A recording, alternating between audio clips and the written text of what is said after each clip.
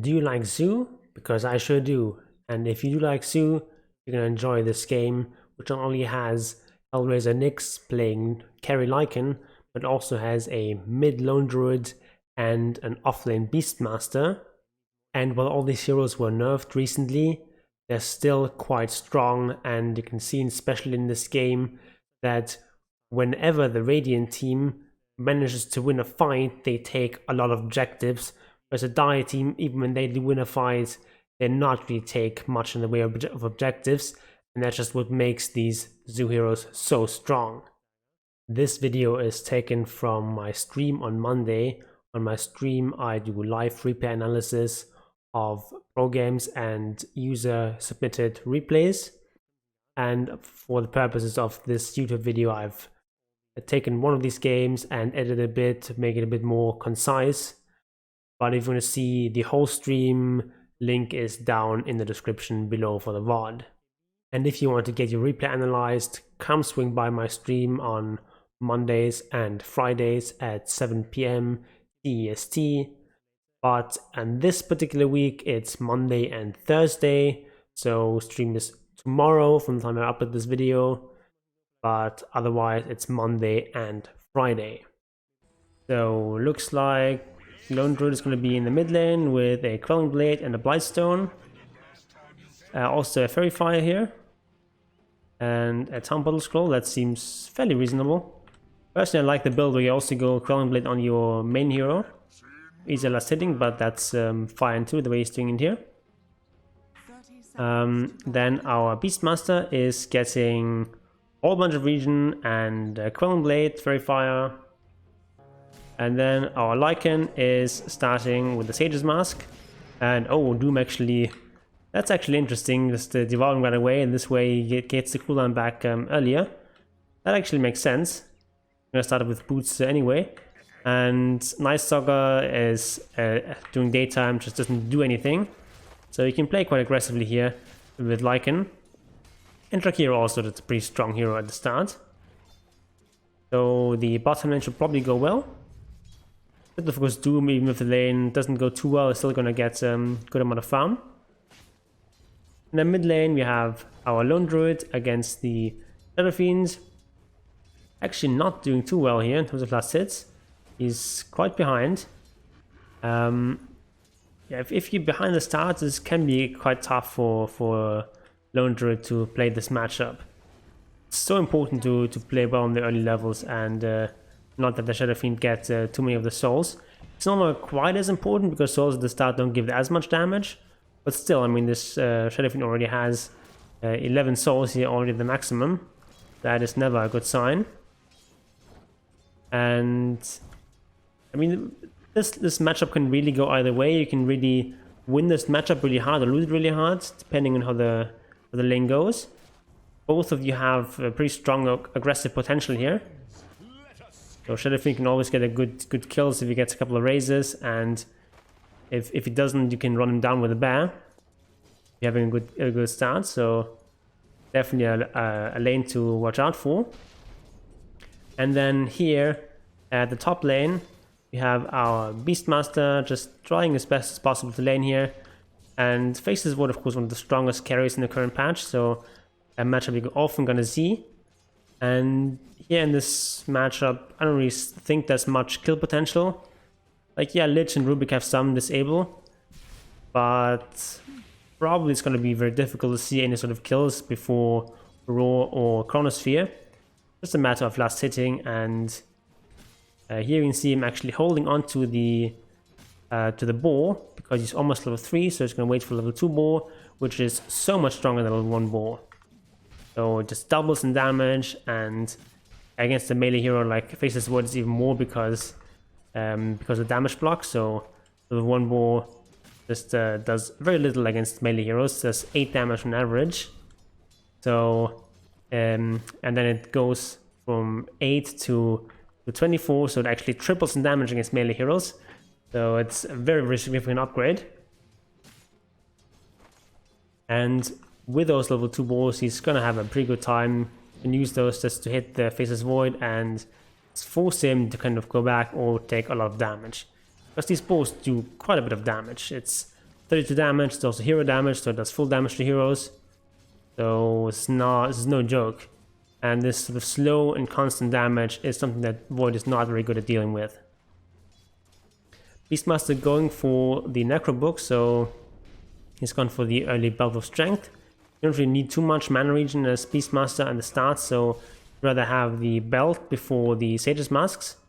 Whereas with Lycan it's going to be the other way around. You want the Sage's Masks first and then you go for the belt.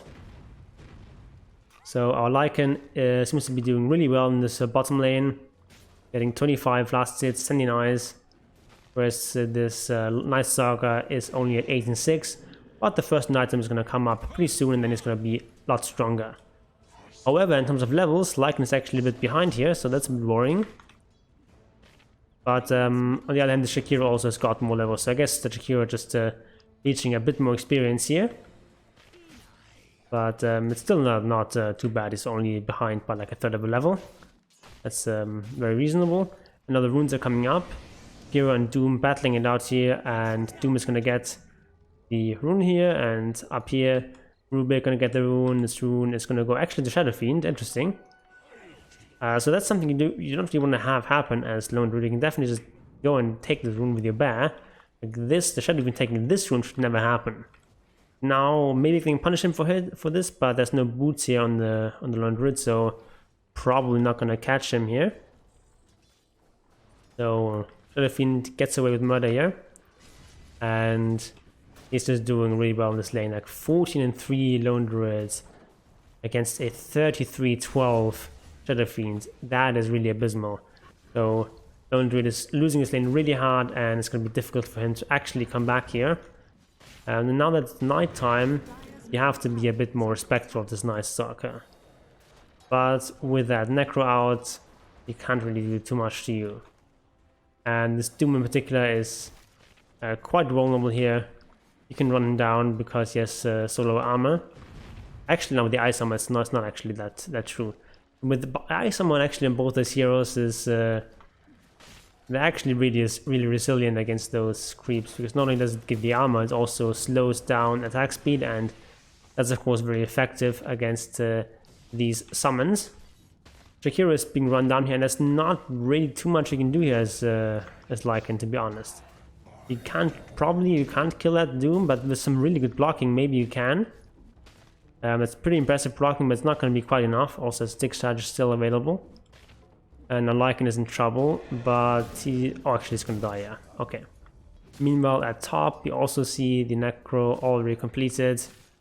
So, now Faces Void can't really do anything here. And level 6 is almost here for Beastmaster.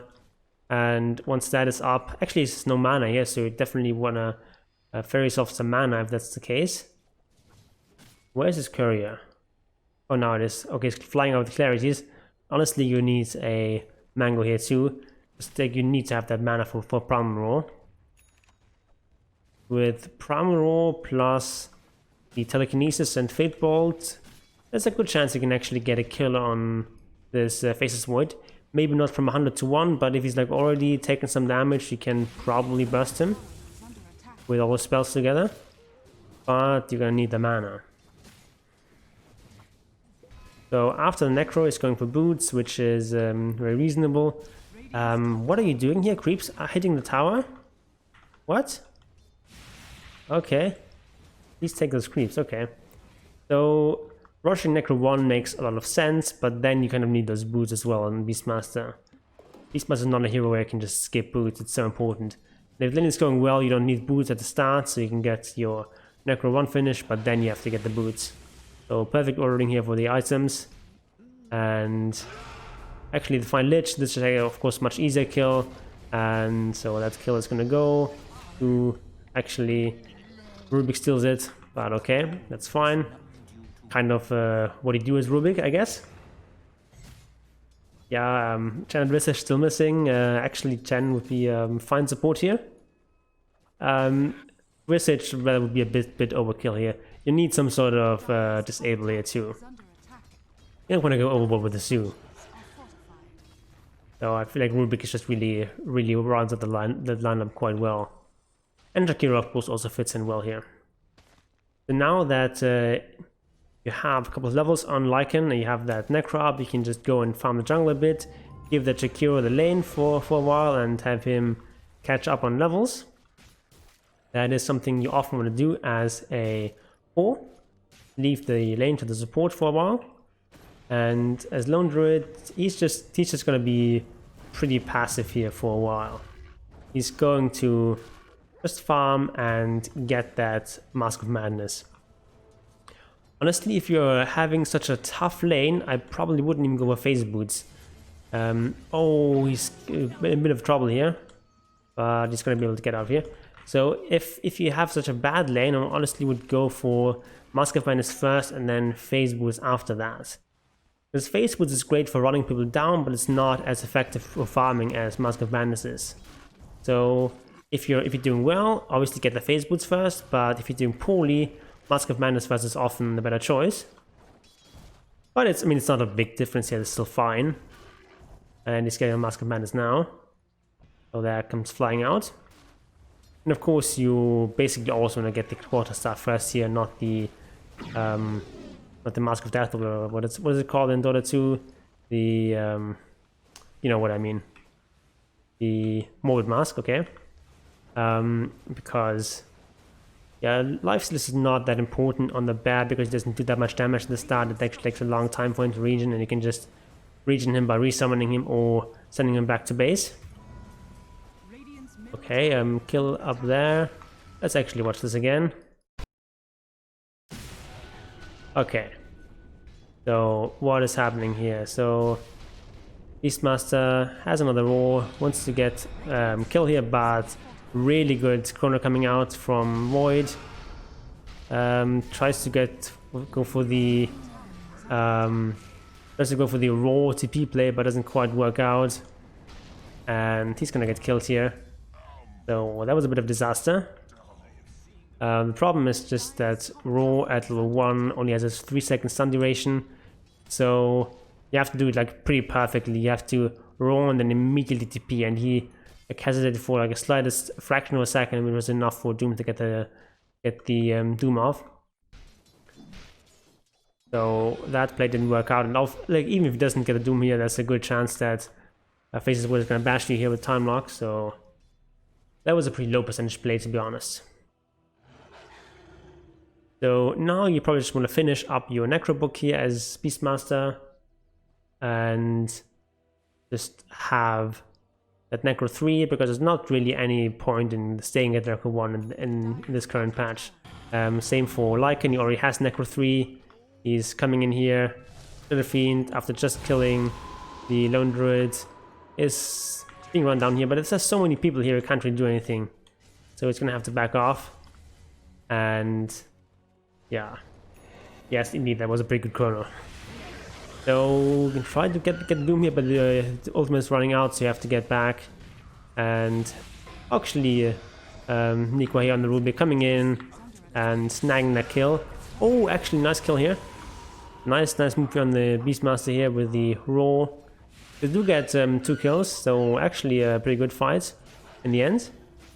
Thought it was gonna go worse for them, but with everyone coming in, that was pretty good. But at the same time, also Faces Void having a bunch of space. Lone Druid now here at top because there's lots of people in the mid lane, and you just wanna have a bit of quiet time and farm and just be able to recover here. It's actually he's recovered fairly well.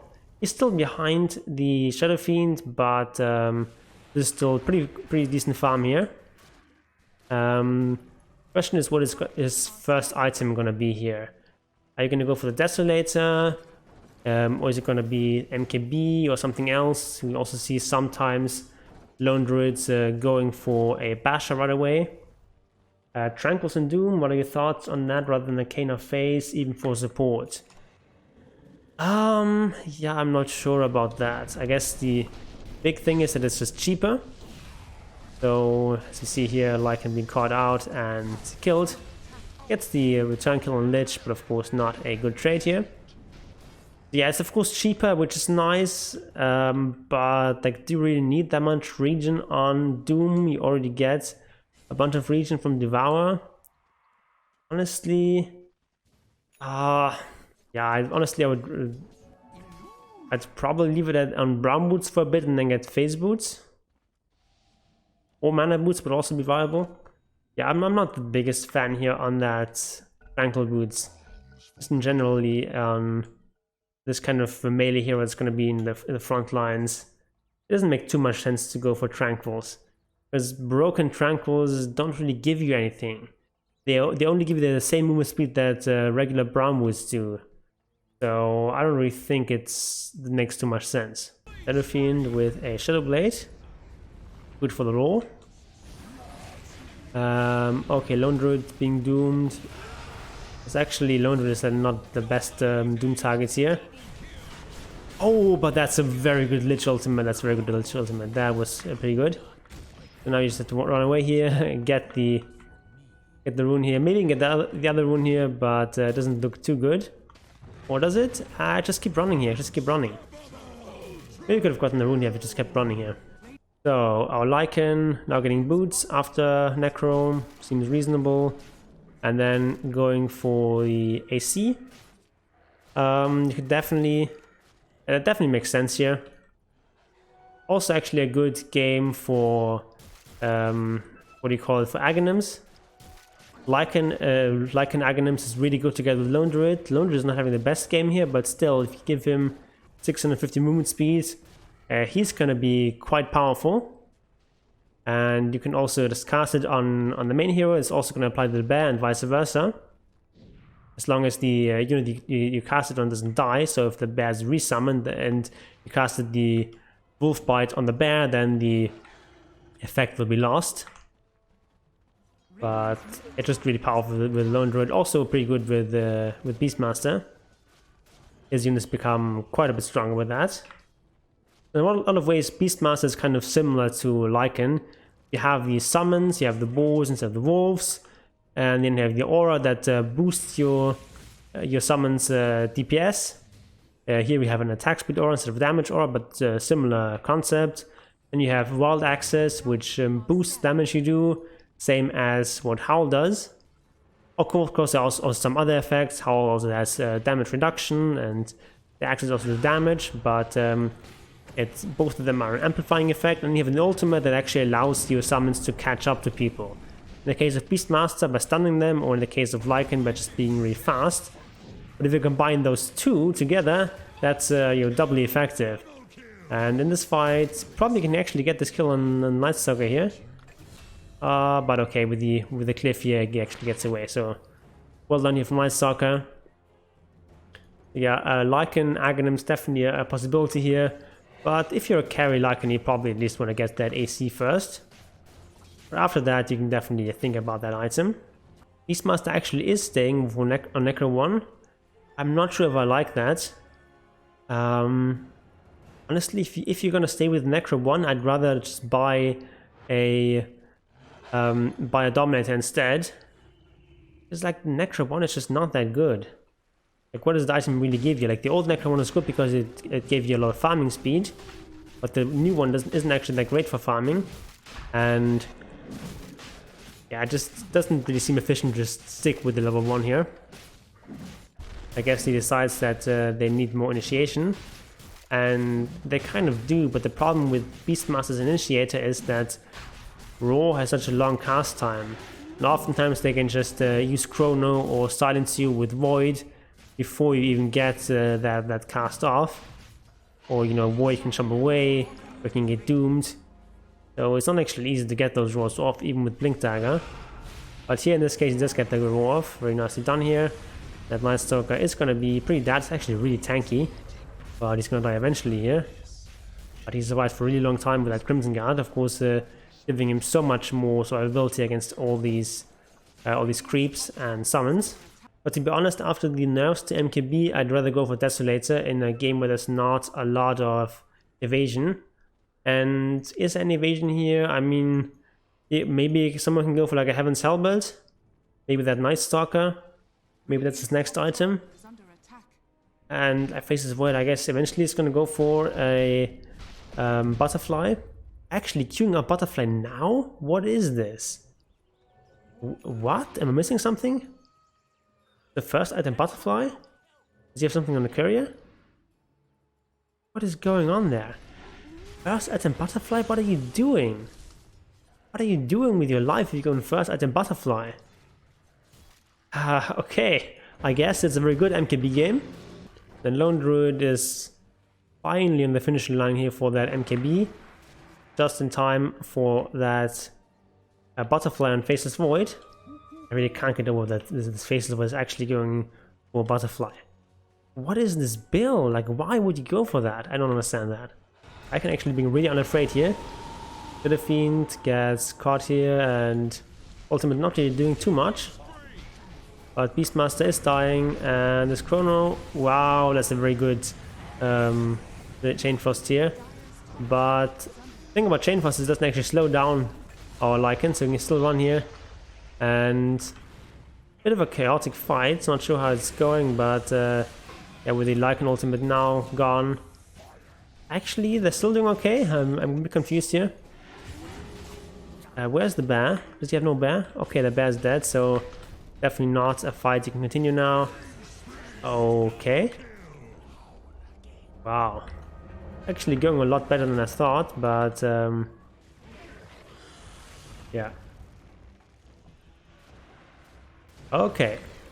So Night Stalker being run down here.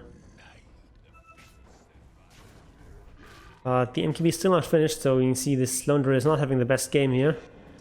23 minutes and still not having his first big item finished. But even so, with all these summons, they can still just put on a good push. And probably not take this tier 3 tower. It's probably not. Yeah, with that 45 they have to get back.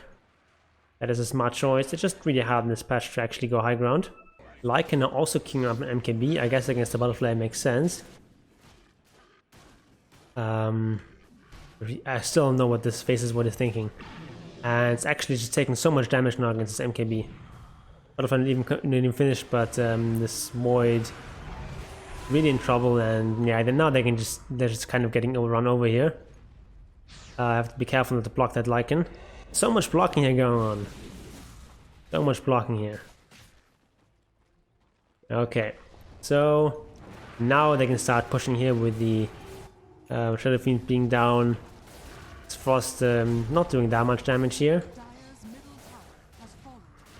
Also with the MKB you cannot do as much building damage, but you also have Lycan and Beastmaster that do a lot of building damage, so it's okay. Take on the melee racks and now the range racks. Possibly just going down to the summons. I guess they're just gonna get back up. Okay, playing it safe, it makes sense. Range trick is gonna fall eventually, it's not that important. Beastmaster briefly considering going for Necro 3, finishing that up, but now kind of cycling through different items. Yeah, maybe what's happening is just that he thought about going for Necro 3 at the start, and then he decided, okay, I actually need other items, which is a valid thing to do. But I think like going to the game, your plan should never be to say, I'm gonna go for Necro 1 in this game. I think Necro 1 is not a really good item in this patch. But yeah, sometimes you just... And honestly, like if you already have a Lycan who's already gonna go for Necro, do we need the second Necro? Maybe it's just more important for you to just buy sort of aura utility items. Like going for the Solar Crest is really strong. Very powerful item on Lone Druid Bear. Also decently useful on the Lycan and just helps out inside the Chronosphere, so you can save allies inside Chronosphere. In this fight, Lone Druid is kind of caught out here. And here you can see some of the nerfs coming in. Like the pre-patch Lone Druid would have survived here for much longer. But as it is, he just dies and they don't really get too much accomplished here. They get a Doom kill, but not the best. Actually, pretty even. Oh, there's a buyback here on the Lich, so that's why the goal is even. And as Beastmaster, there's not really too much to do here. So it just makes sense to chill on the base. And I'm not sure I like this TPing out here. TPing out of the base is always a bit dangerous because then the TP is on cooldown for 80 seconds. Such an important cooldown, and Now he's not going to be able to get back if the enemy team wants to do Roshan, for example. And like, yeah, now he's in this lane, but what is he really doing here? Lycan is already here. Lycan can push this on his own. Beastmaster not contributing much, but actually with Naso coming in, maybe I spoke too soon. So we can go and actually doesn't even need the roll here, using the Lycan ultimate and get that kill. So well done there. And at this point, like, what is the enemy team even doing? Not really contesting anything. Faceless Void now finally with his butterfly, now going for an MKB as well. Not sure exactly why. There's no real evasion here, right? Really weird item choices here from that Faceless Void. Let's actually watch that fight. Let's go back here. So yeah, Lich just standing here too far forward. That's often a mistake that, like, this is a mistake that supports make all the time in the lower brackets, just standing like right behind a tower for no reason. And you even see this sometimes in high-lower games. Like, there's no reason for you to be this close. You can just stand farther back. You can stand like here or something like that. When you don't really need to do anything yet in the front.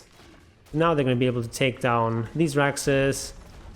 And from here on out, it's probably going to be a pretty easy game. Let's fast forward a bit here. See what's happening. What is our Lone Druid going for? I can't protect the bear so fast. Yeah, going for the Skull Basher next. That's pretty reasonable. You could also go for the AC, but the Lycan has already covered that. So yeah, Lycan going for MKB. Not sure if you really need to do that, even against this butterfly. But you can just focus on killing the other heroes, which you want to do anyway. Just have the Lone Druid be the specialist for killing Void. So now the game's going to be over. And nice corner here at the end, but it's not going to matter. If you haven't seen enough of Zoo yet, join the fold by subscribing and ringing the bell. And also swing by my stream at twitch.tv/JohnGunnarsson. And if you want some instant gratification, I have 3 videos for you on the screen here. 1 Lone Druid, 1 Lycan, and 1 Beastmaster for you to enjoy. And Oblus willing, I'll see you there.